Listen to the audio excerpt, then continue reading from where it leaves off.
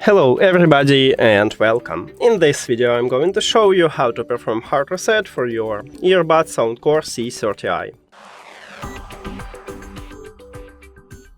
To perform a hard reset, firstly put your earbuds to the charging case, and after that, at the bottom of the charging case we have this charging case button. We need to press and hold it until this LED light flashed red slowly 3 times. 2, 3, and now you can release your finger, and firstly we need to remove these earbuds from the phone. So click the information icon or settings icon if you have Android.